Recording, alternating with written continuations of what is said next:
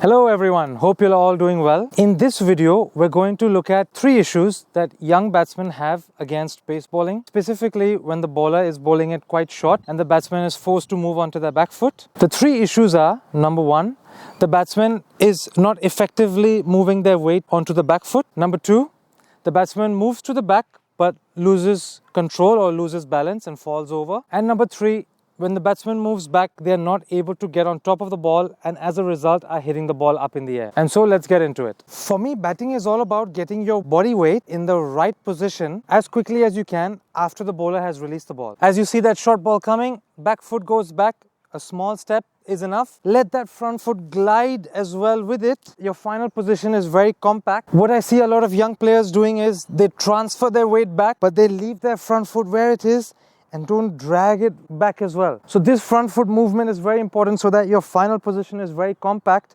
and you're as tall as you can be to then get on top of the ball. So if you spot your player going back but leaving their front foot there, you can encourage them to drag it back as well and then play their back foot shots. The second issue I find with a lot of young players when they move on their back foot is a loss of balance. How I spot loss of balance for younger players is by looking at their feet as they move back. If their back foot goes back and their front foot follows and they're able to be in a strong, steady and solid position without falling over back here or without an additional movement forward or to the side, then they are balanced. For slightly older players who are having this issue, there is one really good drill that you can practice. Find the particular shot that the player is having issue with. For example, if it's the cut shot, if they're playing the cut shot and they're falling over, then what you can do is get the player on their back foot position, front foot off the ground, and then just play about 10 or 15 shadow shots, so without the ball. And this just reinforces the back foot strength or the back foot balance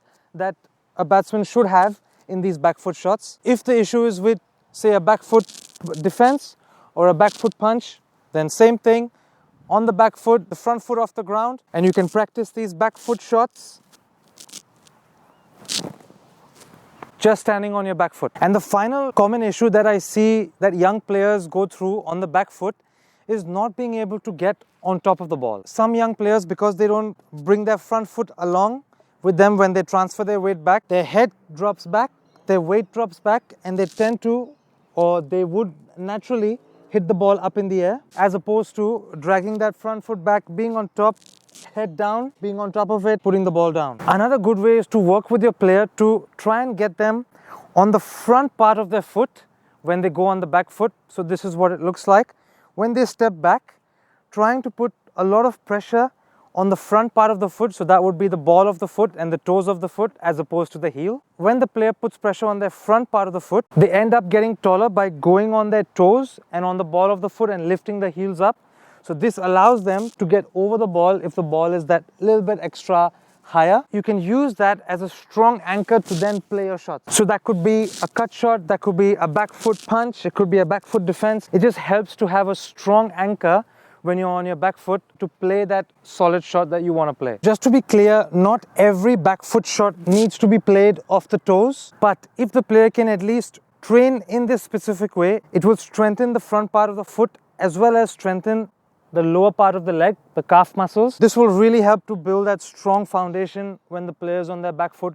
And of course, if they need to go on their toes, they can, to then get over the ball. If that ball gets that extra bit of bounce, they can get on top of it. Thank you for watching this video. I know this video was a bit more informational and less of drills or activities, but hopefully you can use this information and spot these issues that your player or your child is having, and then you can go about fixing them.